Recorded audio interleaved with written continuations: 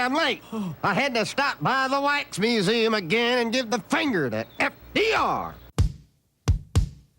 We know Al-Qaeda, Zawahiri, is supporting the opposition in Syria. Are we supporting Al-Qaeda in Syria? Well, it's a proud day for America. And by God, we've kicked Vietnam syndrome once and for all. Thank you very, very much. I say it, I say it again, you've been had. You've been took. You've been hoodwinked. These witnesses are trying to simply deny things that just about everybody else accepts as fact. He came, he saw, he died. Well, we ain't killing their army, but we killing them. We be on CNN like, say our name, bitch, say it 3 times. The meeting of the largest armies in the history of the world. Then there's going to be an invasion. All right, you guys, introducing Dave DeCamp. He's been writing some stuff for us very recently here at antiwar.com. And, yeah, so first of all, welcome to the show. How you doing, Dave? Good, Scott. Thanks for having me. Hey, happy to have you here. What a ridiculous Russiagate article. You might have thought the Russiagate thing and all the fake articles might come to an end with the Mueller report and all that, but nope. Instead, this headline reads, NBC claims Russians plan to give African Americans combat training. Let me guess, the John Birch Society? You went and found some American Opinion magazine from 1955, something like that. Is that right? Yeah. No, had, NBC News, huh? Yeah, NBC News. This came out May 20th, so last week. All right, so I guess take us through their claims. Yeah, so basically their headline reads, Russian documents reveal desire to sow racial discord and violence in the U.S. And the right in the beginning, in like the third paragraph of the article, it says the documents were obtained through the Dossier Center, which is they describe as a London-based investigative project funded by Russian opposition figure Mikhail Khodorkovsky. And then the next sentence is NBC News has not independently verified the materials. So right there, they're off on the foot that they're using documents that they haven't. They're citing documents that they haven't verified. Mm-hmm. I like how they say, but forensic analysis by the same guys that gave it to us appears to substantiate it. So yeah, that's pretty good. Yeah. First off, where this information is coming from, the Dossier Center. Khodorkovsky, he used to be the richest man in Russia in 2003. He's a billionaire from Russia, and he was arrested for fraud sometime around then. Mm-hmm. And then Putin pardoned him eventually, and part of their agreement was that he was going to leave the country or face further charges and go back to jail. So now I think he lived in Switzerland for a little while, but he's living in England now, and this is his investigative journalism company. And, his net worth now is about $500 million. So, he has some reasons to be mad at Putin and, the people that are in the Kremlin now. You know what I like about this story is that on top of the thinness of the sourcing here is the thinness of the claim, especially compared to the headline and, some of the more radical accusations about what they were planning. It doesn't seem like they have too much of a plan in there anywhere. Yeah. I'll get into the claims now. So basically, they claimed that it was communications between Russians that were indicted by Robert Mueller in 2018. And so the claims were that they were going to recruit African Americans, transport them to Camp Africa for combat prep and training and sabotage, and then they would be sent back to America to foment violence and work to establish a Pan-African state in the South. So did they not throw in Black Lives Matter? I mean, like as long as you're going for it. Yeah. No, they actually didn't. They didn't name Black Lives Matter, but they said that they would target incarcerated African Americans with experience in organized crime groups, as well as members of radical black movements for participation in civil disobedience actions. That's funny. I wonder how many right-wingers read this and said, I finally believe in Russiagate now. Yeah, right. No, I'm sorry. So go ahead. Yeah, so those are the claims. So those are pretty big claims because the Russian that they name, Yevgeny Prigozhin, that was indicted in 2018 by Mueller. That was the Internet Research Agency. You remember all that? They were accused of interfering in the election through Facebook ads and advertisements. Right. So that was the indictment. That's what they're nothing was. It's never been in a court of law. It never will be. But anyway, so it's a big jump to go from Facebook ads and advertisements to combat training. Trying to start a civil war in America, which is.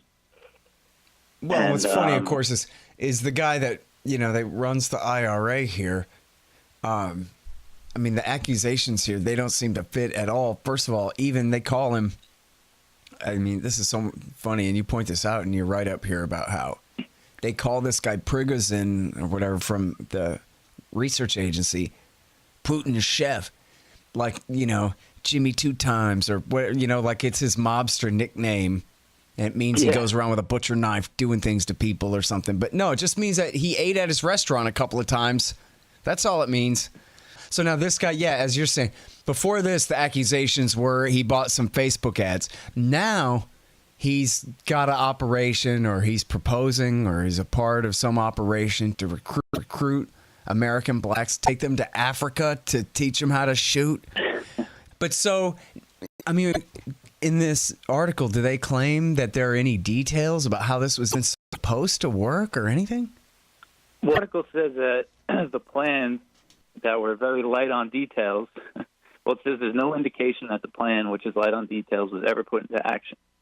So they don't get into more detail than that. So in other words, whatever they were shown, it was just enough to report that somebody said something like this. Yeah. Yeah. So, but the funny part is that this Prigozhin, Putin's chef, who is the one that's named, he's not even one of the Russians named as sending or receiving these communications, as they call it. It's just people that are linked to him. Oh, really? Okay. So, yeah. It's not much of a fraud. And by what way are they linked to him? Who is it that supposedly did this then? So the two Russians that they named that sent the communications, one of them works for the Internet Research Agency and was indicted in 2018. And then it names Russian businessman Mikhail Potepkin. So they described him as a Russian businessman. And then I looked into him a little more, and he's a business partner of Anna Bogasheva. She was indicted, and she worked for the IRA in 2014 for like 2 or 3 months as a translator. So, but she was indicted as part of the Mueller previous Mueller indictment? Yes. Even though she hadn't worked there for at least 2 years by the time 2016 rolled around? Yeah. Yep. Okay. I mean, whatever. The whole thing is all made up, so I don't expect much consistency in it or anything, so that's fine. Yeah, it's one of the those things that you start pulling out a loose thread and it just falls apart. Yeah. It makes a great headline for those who want to believe. So, oh my God, they're sowing racial discontent. In other words, there was nothing else to complain about until the Russians brought in their secret mind-controlled Facebook program. Yeah. It's like, as we can remember, the run-up to the 2016 election, it was a pretty crazy time politically in America, obviously.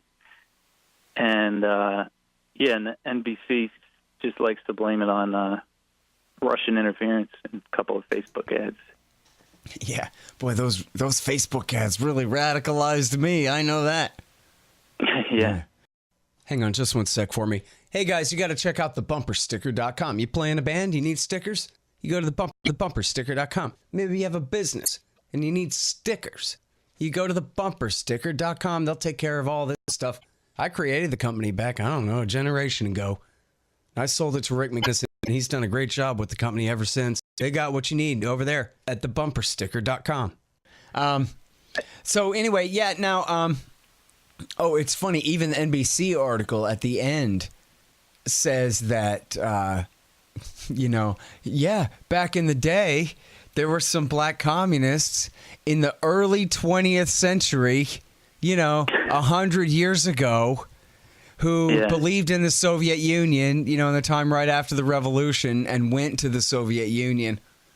They proposed forming a, quote, black belt nation in the South. Geez, NBC, is this something we need to be worried about today?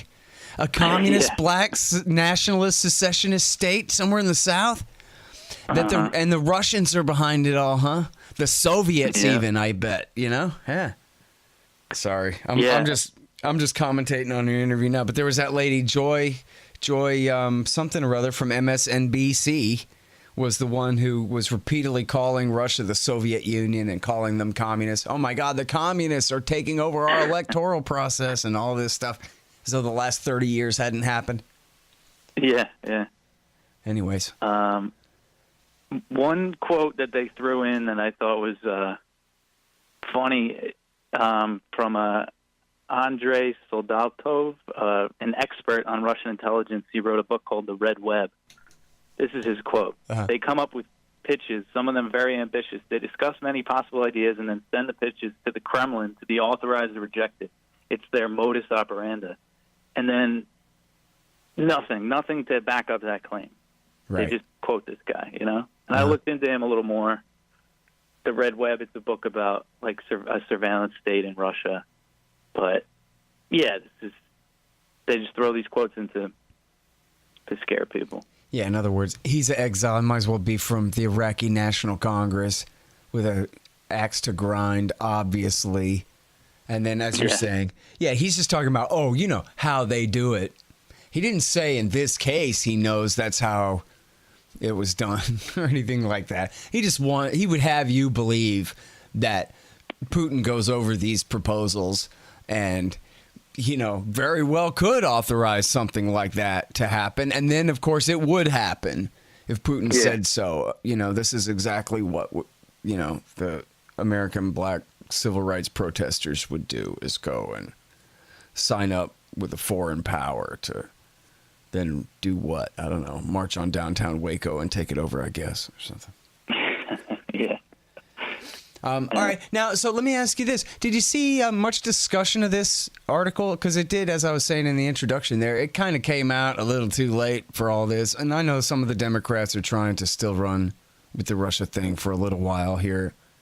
But it seems so ridiculous and so insulting and all that kind of thing that maybe there would be a little bit of a reaction against it. Or, I mean, for that matter, maybe it fits with some confirmation bias so much that some people really championed it or anything. Do you know? I didn't really see much about it because I was looking around. I like a lot of people who've been really good on Russiagate, like Aaron Matei and Jimmy Dores and stuff. I didn't see them post or do any videos on it. And, I didn't really see it come out in many places, maybe because it was so ridiculous. Yeah. I mean, the thing is, the fact that they would... Never mind the exiles and those, Khodorkovsky and these others with the axe to grind, but that NBC would go ahead and run with this after so many of these have fallen apart, so many of theirs even. And after the Mueller report came out and said, kind of that whole scare, really 2.5 year, almost 3 year scare and 2-year investigation. It was really nothing there. And then, but they're still going to come out with stuff like this.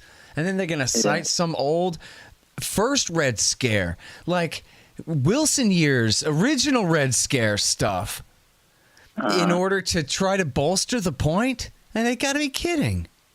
Yeah. Anyway. Yeah, they're still, and all this Russia, even after the Mueller report came out, no collusion.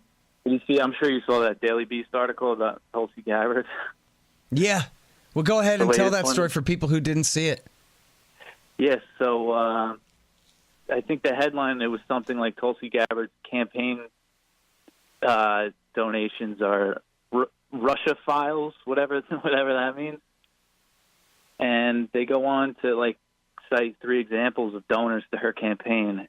And I just remember 2. One was Stephen Cohen, right, who is a professor of Russian history, and is the spouse of the editor of The Nation, or at least former. I think maybe she just resigned, but very acceptable mainstream American within the 3x5 index card of allowable opinion on most things. Mm-hmm. You know. So in other words, he, as you just said, yeah, he's some professor. What of it? Doesn't mean anything. Yeah. Yeah. And then one of the other donors was worked for RT, worked for he put as his occupation that he worked for Lee Camp's show. I forget what it's called. Redacted Tonight. And you know, those are American journalists living in America donating to a candidate. They just have, you know, it's just such a ridiculous claim, and it's only 3 examples. And it's all because she promotes diplomacy over war, because she meets with Assad and, you know, stuff like that. Yep. There was another attack in the Daily Beast against her for, you know, some guy who raised money for her, you know, also said something stupid on Facebook one time or something. So now she's responsible for that. You know, she's running scared. They haven't even started yet. Yeah, I mean, it's the lowest form of criticism, is just attacking the people that support her. Although, you know, I don't know, man. I did notice that Matt Taibbi wrote a thing really attacking those Daily Beast guys, or attacking their take. He should have made it a little more personal, I think. But, yeah, you know, seems like in this day and age, there could be a little bit more accountability for those guys. All right, well, anyway, listen, I should stop wasting your time on everybody's Monday off here, Memorial Day. But I appreciate you joining me to help, you know, highlight this one more piece of ridiculous anti-Russia propaganda for this season here. Why not? Yeah. All right. Yeah, it was good talking to you, Scott. Yeah, you too, Dave. Everybody, that's Dave DeCamp. He's been writing for us at antiwar.com. Check him out, news.antiwar.com, writing with Jason, also on the blog and in the articles section and all the sections at antiwar.com. Appreciate it. All right, y'all, thanks. Find me at libertarianinstitute.org, at scotthorton.org, antiwar.com, and reddit.com/Scott Horton Show. Oh, yeah, and read my book, Fool's Errand, Timed and the War in Afghanistan, at foolserrand.us.